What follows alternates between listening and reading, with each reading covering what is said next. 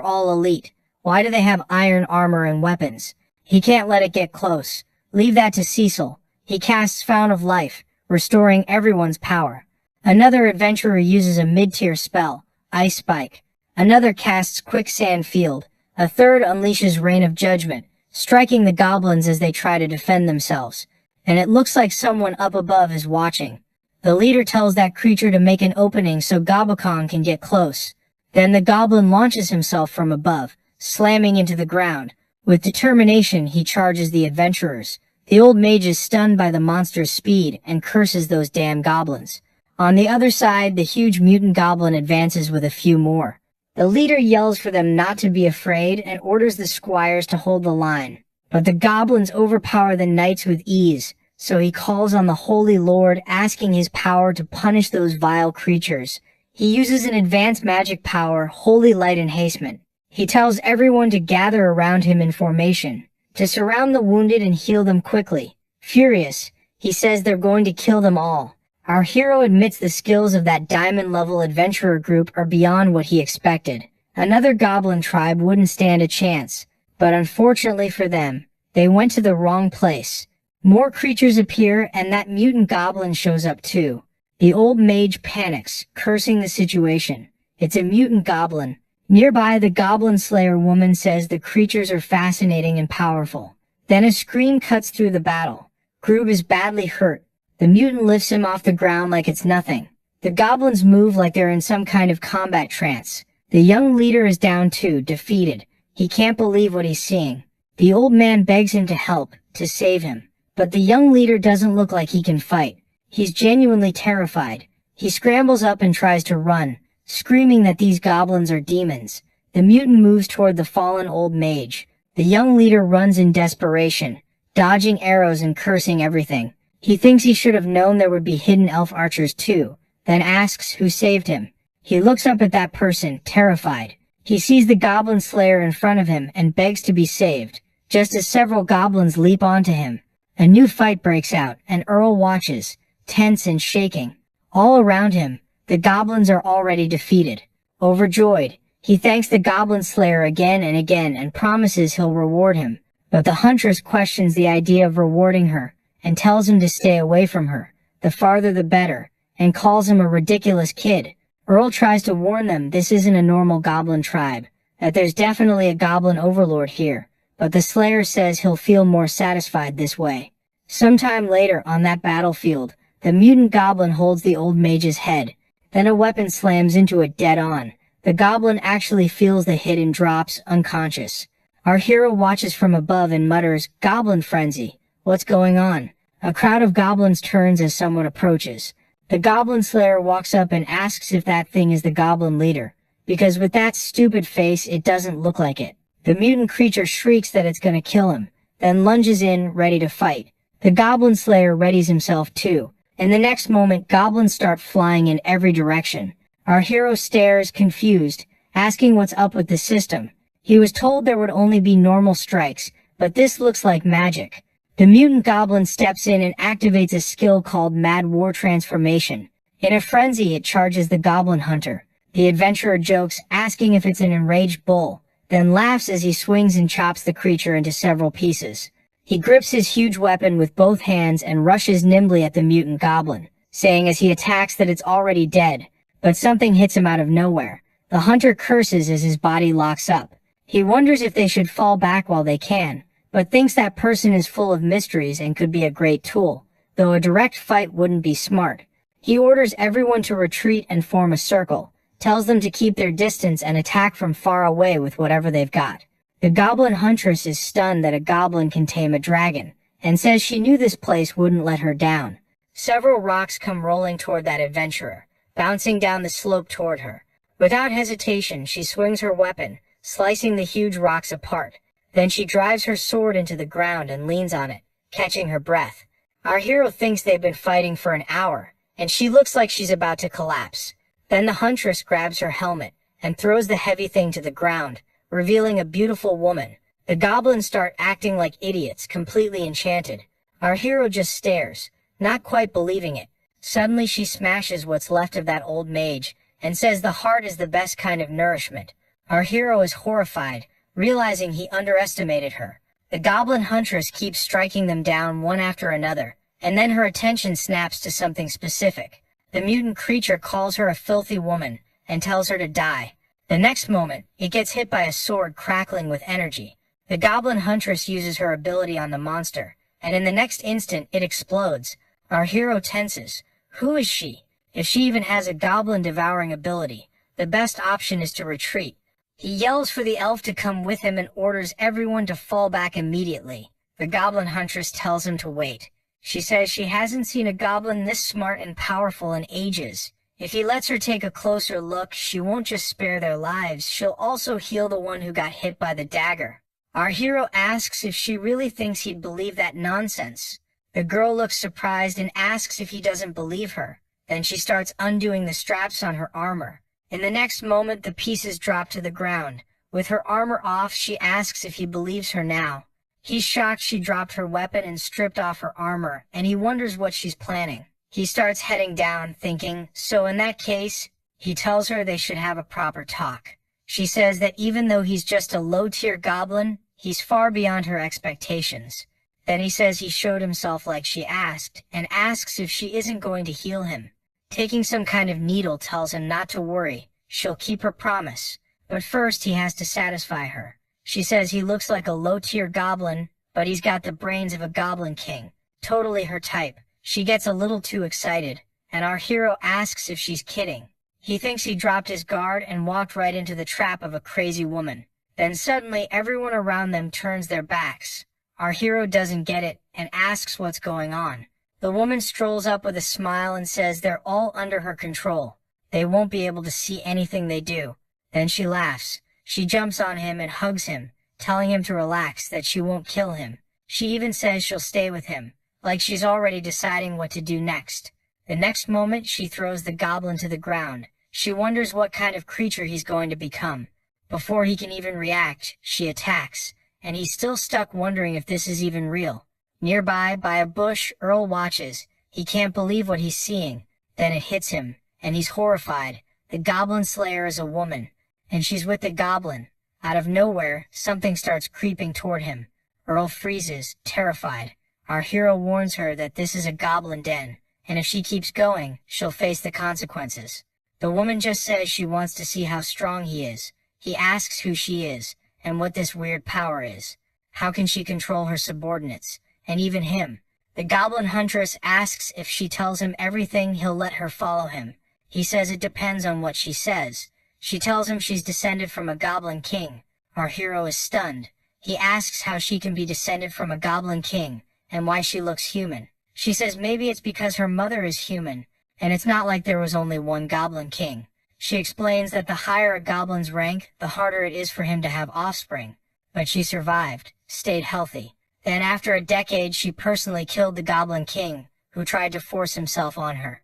After she devoured him completely, she gained the king's power to control goblins. And with that power, she wiped out everyone in that dungeon. Our hero asks if she can control them because of a king's life energy. She says she put part of it into the weapon she forged. So when he gets hit, it's like a suicide gene gets implanted. He can't disobey her. She says she became a goblin slayer because she hates them. And what she did to him before killing him was personal. Our hero thinks it's no surprise her personality got twisted like that. He can almost feel her pain, and it's a natural weapon against goblins. He says it looks like they have something in common, and asks her to join him. The woman says she thought he'd be scared, and that there was no need for tricks. Our hero's a little surprised. She says the situation in the city is complicated. She can go back and be his spy, which is better than staying there. Our hero asks if she's really that kind of person. She says that since he's hers now, she has to protect him first. Our hero tenses at that. Sometime later, inside the cave, he checks the info on the terminal. Looking at his points, he realizes he expected a woman with a king's life energy to be worth more. Then someone asks if it's his cousin, and says he's still alive, catching our hero off guard. Nearby, people mutter that his cousin is the family disgrace. No wonder the holy sword didn't come save him. But the man snaps back that he's a useless idiot. The guy tells him to look at that thing over there and says he'll die before he does. Then one of the goblins grabs the young man. Terrified, he asks what it's doing. It hauls him toward the cauldron while he begs not to be killed, saying he's a noble and can give them lots of women. His cousin tells it to stop. He says he wants to see their leader. Our hero steps in and calls him a mutt, saying he stayed quiet all this time. So why open his mouth now? The man says that if he frees his cousin, he'll accept any request. Earl tells his cousin he was wrong before and that he shouldn't have talked to him like that, calling him a mutt. Lin questions how he can be a prisoner and still try to bargain. The man suggests hurting his cousin and letting him go. Then they'll send more people to rescue him and they can devour them all. Earl is horrified by what he's hearing. In a trance, the guy says everyone deserves to die, says he's going to kill everyone. Our hero's surprised because he looks serious, and he accepts the proposal. The man seems out of it. The elf warns that if they let him go, their position will be exposed. But our hero says it's fine and asks if she doesn't trust him. A good while passes. Back in the city, someone yells that it's already over, that they're finished. The innkeeper asks what happened, and the man tells him not to worry so much. He says he saw Xizor missing a leg, riding a carnivorous horse toward the royal city. People get worked up asking how that's possible, saying he and the group failed. Then the man asks if the Grey Hats and the Blizzard Braves were all defeated, if Xizor was the only one left. At that moment, the Goblin Hunter walks in and confirms it. She says everyone was killed, and only Xizor stayed alive. She drops into a nearby chair. An adventurer asks the Goblin Slayer if she took part in the battle, and she says she did. The hooded man asks about the goblins. She says there were hundreds of huge goblins, and mutants too, but she took care of all of them. The tavern goes quiet. Then someone mutters that it's what you'd expect from the Goblin Slayer. The innkeeper says she can drink on the house while everyone stares, still processing what they just heard. Suddenly something flies into the room. Through the door, several bats swoop in. They hang from the ceiling as the crowd watches. The Goblin Hunter asks if they're the Cold Mercenaries, and says that was a great entrance. Someone calls for the Goblin Slayer and asks if she found their nest, since she said there were hundreds of goblins, and adds that those bastards hide underground, so how could she know? The hunter says she didn't find the lair. She came back after killing them, then asks if he can handle those goblins. One bat asks if that's it, then says not to worry, finding the lair will be their job. He asks if she'll join forces with them. The Goblin Hunter stands. She says she doesn't like working at night and she's not very useful compared to the others. The bat calls it a disgrace and says it looks like that hunt will be theirs. During the night, those creatures fly through the forest, searching for the goblin's den. One asks what the captain is thinking because it doesn't look like there's any powerful force around. The captain says the trail ends there, and they have to go in. They agree and fly inside. The goblins on guard say it's nothing serious, but they should stay alert. The bats move forward through the cave. One asks if that was really it, just a handful of goblins and a mutant, then wonders if they went to the wrong place and found some average tribe, but the captain says there's no mistake. It's just like the hunter said, big goblins, perfect to drain them before they wake up. He gives the order to charge and drain them all. He moves in, fangs bared. The next moment, a blast of energy slams into him. He hits the ground, defeated. A woman steps into view. The bat asks how this can be. It's a goblin den. He can't believe what he's seeing. Torches flare to life around the cavern. Goblins start pouring in, surrounding them. He curses under his breath and realizes they can't leave because everything's on fire. One of the bats asks the captain what they should do now. Our hero appears and asks if they really dared come there to drain them. Now he wants to see what they're capable of. The bat's captain looks at the goblin's leader, then he makes a motion, and something happens. They start spinning like a tornado. In the next moment, a woman's feet touch down. She says that since they've been exposed, they need to kill everyone, since they're just a bunch of goblins. On the terminal, it shows she's Lilith, a level 61 vampire with 2800 power. Our hero gets excited. Her stats are insanely high. He's satisfied he got their attack info ahead of time and prepared. The vampire takes flight and starts attacking the goblins, asking whether the flames will reach them first or if they'll die before that. Lin lights up. Like this, golden energy coils around all of them. The vampires flinch and shield their eyes from the light, annoyed. How can a humble goblin use holy magic? The holy energy surges. In the next moment, a vampire hits the ground. He steps forward. None of us gained anything from this fight, so why don't we talk? The vampire doesn't look happy. She assumes he's here for the reward. He tilts his head, curious, and asks why vampires would need money. She looks embarrassed, then snaps back. Does he think it's easy dealing with the church? If it weren't for the agreement not to drain humans, they wouldn't need money to buy food.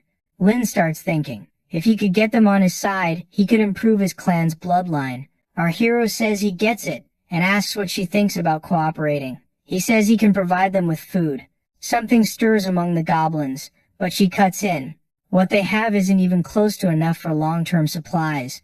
Then she says she has documents about something, an essential source of life that can replace the way some thirsty monsters feed. The vampires exchange surprised looks and start whispering. Our hero waits, clears his throat, and tells them the legend. Long ago, a monster called a succubus discovered that taking this vital liquid from men has a special effect. That's what they live for.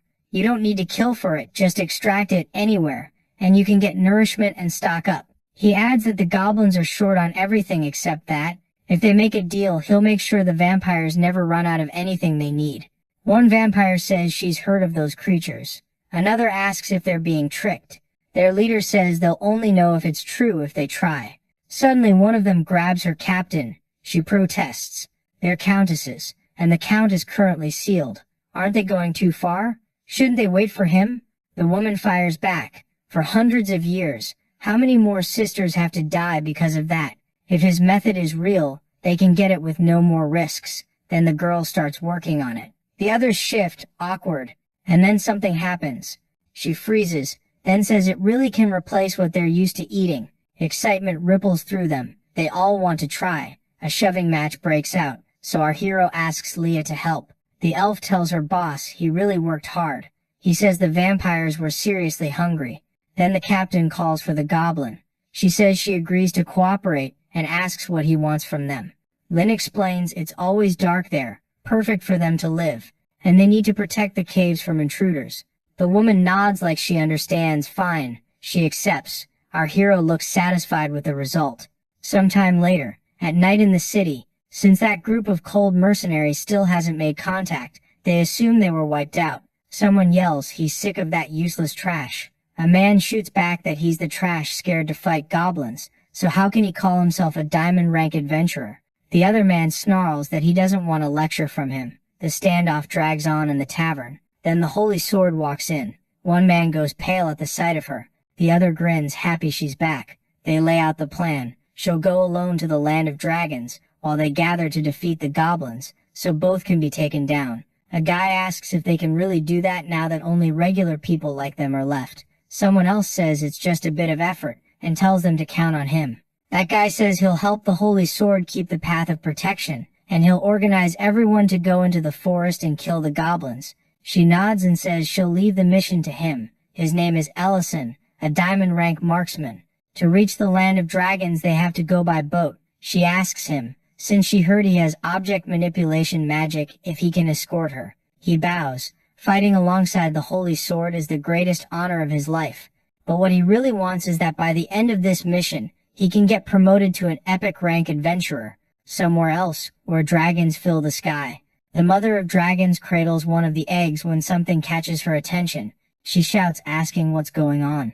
A dragon bursts through the opening, making a racket. She finally says she gets it now. She didn't expect that woman to recover so fast. She carefully sets the egg on the ground, wondering why this is happening now. Then she hugs it and kisses it, leaving it gently as she tells her child to remember. Its father is a very special goblin. She starts drawing on her power, transforming, cursing the Holy Sword. She takes her dragon form. As she launches into the air, she says she'll settle this once and for all. Nearby, the Holy Sword presses forward, cutting down dragons one after another. Battle scars mark her legs. Then the mother of dragons drops in front of her. The holy woman says the dragoness finally showed herself, calling her Amethyst, mother of dragons. Amethyst says she can't believe the woman who got beaten by goblins got back up, and asks how she dares keep acting like a coward. The Holy Sword says she doesn't need her telling her how to act, but since she's threatening her people, she'll take her life. She charges in with a powerful attack and tells Amethyst to prove it. Furious, the dragoness unleashes her breath.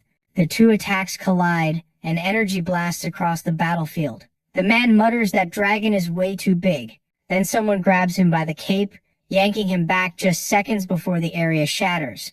The mother of dragons watches the move. The holy sword yells at him to get out of the way and stop being a burden. Amethyst roars and starts casting more spells. A massive pile of amethyst surges toward the holy sword, who blocks as best she can. One nearly nails the man dead on. He panics and curses. The woman uses the opening, leaping across the amethysts. When she reaches the mother of dragon's head, she unleashes a transcendent sword skill. She drops in, striking the dragoness again and again with steel storm. Nearby a creature screams. An egg has just hatched. A tiny green dragon stares out over the landscape and roars for the first time. On the battlefield, someone is badly hurt. From atop a rock, the holy sword watches the mother of dragons, apparently defeated. She says she almost had it, that she aimed for the head but barely missed and took the eye instead. The mother of dragons, furious, curses her out and says she'll fight that crazy bitch to the death today. Then a voice yells, telling her not to dare hurt his mother. The little dragon swoops in, drawing both fighters' attention. The woman screams for her son to run, telling him to go to the place in his memory, because it's the only safe place.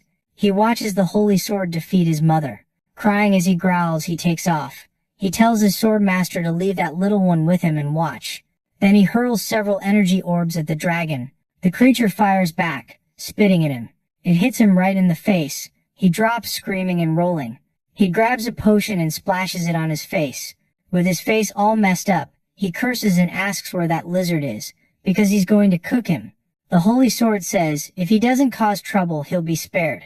It's time to go, because they might still make it in time to help with the goblins. The man tells her he can't move the boat with his magic, and says that dragon's fire should be able to eat away at the magic. Sometime later, the little dragon cries beside his mother. He says he'll take her back to the dragon's den, that they'll find a way to bring her back, but he can't lift her no matter how hard he tries. He collapses. He lies there panting, then apologizes, saying he needs to devour her to regain the strength to bring her back. In the next moment, he growls in fury and starts flying around the area. Sometime later, in the dragon's lair, that dragon gets there and lands. He looks around the place, his mother's head in his hands. Then another creature swoops through the air and drops on top of him, pinning him to the ground. His mother's head rolls away across the floor. That dragon reports to the Dragon King that they caught the weirdo. A huge red dragon watches and says, "That's Philbas's head." He steps up to the smaller dragon and asks who he is. He says it's his mother's head, that he found this place through inherited memories, and begs them to save her. The red dragon says there's no mistake, this was that woman's doing, and it's a shame Philbas inherited the Dragon King's power crystal. The Dragon King leans in for a closer look. Then he straightens and says he really is her son, but he's not a pure dragon, and asks who his father is. He says he doesn't know, but his mother told him his father was a goblin. Everyone around him is horrified. One dragon attacks, shouting that he's descended from a goblin, that it's a disgrace to the dragon race, and asks the king to leave him to him. The huge red dragon watches for a moment, then tells him to wait. He says that creature is the grandchild of the old Dragon King who's dead, and the whole dragon race has been reduced to this crystal dragon bloodline, so he has to be tested. The huge dragon says if he wants to save his mother, he has to survive and defeat the dragon at his side. That creature perks up, thanking him for giving him a little fun, then lunges and opens its massive mouth at the young dragon. In a flash, the young dragon dives straight into the other one's mouth. The dragons nearby freeze in surprise. It only makes his opponent angrier. He jerks upward and unleashes a blast of fire, screaming for help, saying that thing is biting his belly. Another dragon snaps that it's the king's decision. He has to win on his own, and they can't help. The next moment, the young dragon bursts out from inside the creature. He flies, thinking he survived, that he won, and that now he'll be able to save his mother. He lands. The Dragon King declares that from now on, he's a member of the dragon's nest, and his name will be Needhog. The young man asks if they're going to bring his mother back now. The king orders them to take Philbas's head to the World Tree. He says the head will be grafted into the tree's roots to create a wooden dragon, and that this is the only way to resurrect his mother. At the terminal, he says that even with all the losses, he still scored a huge victory. Lin thinks he's already made preparations to deal with the adventurers. The terminal asks if he wants to run a simulation, and our hero confirms by pressing the button. Everyone cheers, celebrating their boss's success. Our hero realizes that pile of bodies is enough to turn the surviving goblins into stronger heroic species. After devouring most of the bodies, the goblins reach level 50 and complete their evolution. One becomes a glutton goblin. Another becomes a giant hammer goblin with power between 900 and 1000. The others become dark goblins with power equivalent to 1200. Lin thinks that's why they're hated. Goblins need to devour to level up, unlike humans, who only need to defeat enemies to level up, and it doesn't matter if the other side is from another race or group. Someone walks up and says he didn't expect him to be so resourceful. The vampire says it's been a long time since she fed on humans. She adds that as a reward she sent someone to find out where the saint is, and our hero asks her to tell him. She says that after she learned several adventurers died, she left the city on horseback, planning to call in the legendary adventurer party. She warns him to be careful, because she used to be a member of the Holy Sword. Our hero asks if she's outside the city, and says that's perfect, because he can finally get some fresh air. The vampire is surprised he doesn't seem scared, and that he even smiled.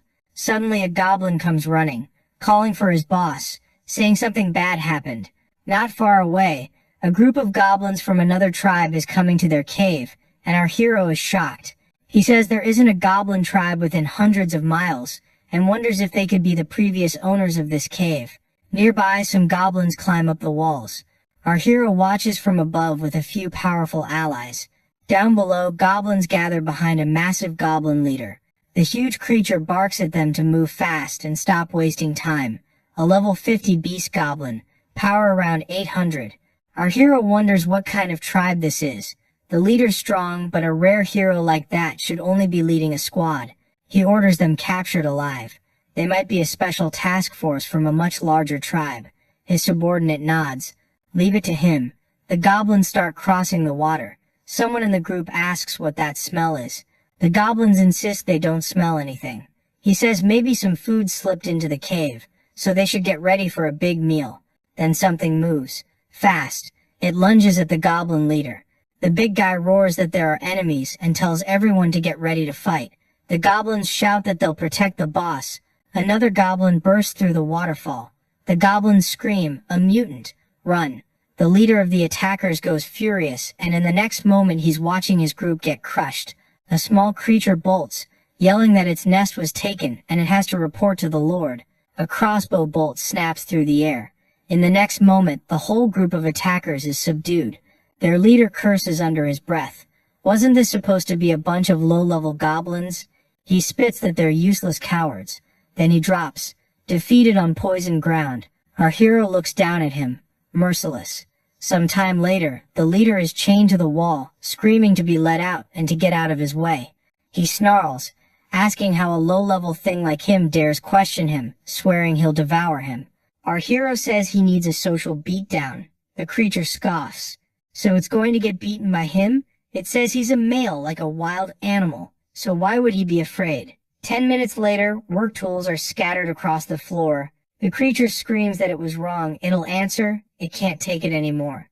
Our hero asks what tribe it's from, where the tribe is located, and why it's here. The creature says it's from the Beast King tribe in the Demon Forest. This used to be its boss's residence, and it was ordered to come back and retrieve something. Our hero asks what class their tribe leader is. It says a goblin lord, and soon it'll evolve into a dominator. Ling goes pale. The creature adds they're here to get something important for their lord.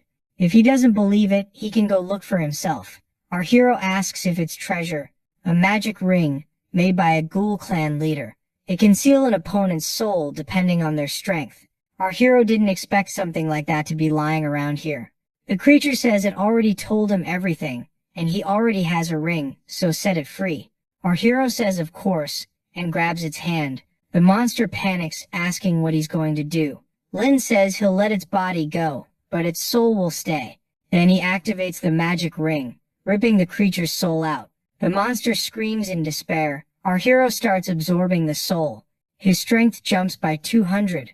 He thinks it's not much, but maybe swapping it for a stronger soul would change things. The beast tribe's total strength feels comparable to the human cities, and he can use them to deal with the humans. While he's working that out, the Goblin Hunter asks about that creature from the Beast King tribe. Our hero's surprised she knows the name, but she says it's normal. In a dark tone, she warns he can't afford to offend them. She explains the tribe is under the Great Tomb's jurisdiction, and even the Lionheart Empire isn't qualified to face them. Lion gets curious about this Great Tomb. The woman asks if he killed that thing. Then she explains the Great Tomb rules thousands of miles of the demon forest, and there's at least 1/12 world-class monster there. Our hero is curious and a little confused, but then he thinks he gets it. She then asks what he tells her what he wants to do, and asks for help controlling that thing with his power. Lion wants it to go back to the Beast King and report the ring was stolen, but he wants to twist the message, make it sound like it wasn't them who stole it, but the royal aristocracy of the Lionheart's empire. The woman is pretty shocked by the idea. Our hero adds that he planned it so he'd have the advantage of an ambush, and says to use the loader as a hostage to get more experience. Pleased with himself, he thinks while the fish fight, the fisherman benefits. Sometime later in the Lionheart capital, the noble humiliates him, saying their family's reputation was damaged by his actions, while he tries to explain himself to his father. He argues those goblins aren't just strong, they're smart too. He tells his father the Grey Hat squad was wiped out, and that his cousin is also alive, Pheromone. Furious, the old man demands to know how the family's eldest son could have been beaten by mere goblins, and says everyone is laughing about it. The young men throw themselves on the floor, begging forgiveness. Desperate, he blurts out that Goblin is terrifying, but the old man tells him to get out of his sight, calling him pathetic. Then someone calls out to the Count, telling him not to worry. The man says he's there to help clean up their family's reputation. Still irritated, the Count asks what he wants, and reminds him the king ordered the soldiers to stay on standby, so they can't just mobilize them. He adds that the king already spoke with the sacred sword, asking what they themselves could do. The man says the Count is thinking too small. If the sacred sword solves the problem, the king will think their family is useless. Does he want to be seen like that? Pheromone worries about that. The plan is to have his son report what happened to his majesty, and if each of them mobilizes at least 1,000 soldiers, the goblins will be defeated. The people around them tense up. Finally, that guy looks satisfied. He agrees and says that piece of trash is coming with him. Sometime later, back at the goblin's den, the creatures look a little scared, as the desperate prisoner asks if he hit it. Our hero looks like he managed to hit the apple on his head. Lin is impressed the pistol works so well and that it wasn't a waste, while his elf companion is dying to use it. She begs him to teach her, and he finally gives in and says yes. Then someone calls for the boss, saying a huge troop of humans is leaving the city, fully armed. Another goblin says he found a huge number of goblins coming in, and it looks like the Beast King tribe. Excited, Lin thinks everything is going just like he planned. That creature reports to his boss that a human army took the ring and that he almost managed to get it back, but his boss calls him useless trash. The creature roars full of hate. The boss orders them to gather up and defeat the humans because he wants that ring back. On the other side, human flags rise and soldiers get ready for the fight. People in the city welcome the counts. Stammen asks where the holy sword is. The guy who had it says she had to take care of some things and asks why 2 counts are there. The count says since she's not around, he won't waste time with someone like him. The man snaps back that he's a brave dragon slayer who fought by her side. Smiling, the Count shifts his tone and says they're there to kill the goblins. Then someone yells that something's wrong. From the shadows, the goblins come rushing out, ready to attack, and the soldiers wonder how they got past the walls. Cursing the goblins, the Count orders the knights to attack and kill every last one of them. From atop his horse, he fights bravely. The knights seem to have the upper hand this time, and even that guy who is kind of useless is doing well. But in the next moment, it looks like our hero enters the scene, and he's enjoying it. The Count wonders how these weak goblins could be a threat. He figures at this rate the battle won't last more than an hour. Then a horse gets thrown far away. Our hero freezes when he sees the huge monster. The scene turns terrifying. That thing is the Beast King Goblin, level 79 with 3,000 power. Our hero is shocked by how strong and how disgusting it is. The Count panics and orders everyone to fall back. He wonders what that thing even is. Then reinforcements arrive. Lorna, the Count's cousin, says they'll handle the big one so the soldiers can deal with the rest. The Count tells her to be careful not to end up a loser like her brother. She charges the huge monster, and the group moves in with her. But the creature doesn't seem to feel a thing. It starts chasing everyone, just like the plan. Our hero thinks that's bad. If it goes that way, they might run straight into his tribe. He can only watch helpless. It's a shame, but that girl is in more danger than she can imagine. Not far from the city, the creature starts getting the upper hand. The annoyed group says its teeth will be the first trophy they take. Another guy tells them not to give up. They just need to make an opening for Lorna to land the killing blow. Facing the creature, the girl tells herself she has to win. She's the Academy's top example. Determined, she uses a martial arts technique against the monster. It strikes back with a powerful attack of its own. Our hero is surprised. The group has way less power than the monster, yet they're managing to keep it busy. The goblin is furious and demands how she dares attack it. Then the monster shifts tactics and uses a power. Our hero gets scared as it finishes the attack and unleashes the Beast King's roar. A man is flying over the battle with a dragon when they get hit by something. It's a sound wave, far fiercer than he expected. Xiao Huan gets stressed by the roar and his rider tells him to calm down. Someone drops to their knees. They collapse unconscious beside another man who's already been defeated. Beside her companions, Lorna wonders why this is happening, how a goblin that powerful could exist. Despair hits her. She says she can't handle it. She thinks of her father and teacher as she looks at the miserable state she's in. Now the gigantic beast stares at her, fury in its eyes. Terrified, the woman pees her pants and prays, "Help me." Right after that, a scream cuts through the whole forest. A group hears it and recognizes Lorna's voice. They believe something happened. A soldier tells His Highness to calm down. Now they're the commanders, and nothing can go wrong. A figure with a red aura approaches. Someone asks what it is. It's the King of Beasts. He's not alone. The young woman is with him, and she seems to have died. One of the men spots the girl. Furious, he demands the goblin give his daughter back. Another soldier tells the leader to return. They're about to win the battle. The Goblin King watches, like he's waiting for something. That ruler leaps, closing in to strike with his sword. The other one grins and readies a punch. When the blow hits the ground, the man drops. The next moment, he's face first in the dirt. More blows land on that giant mass. Soldiers move in with shields raised, jabbing with spears. "Quick, Lord Hero,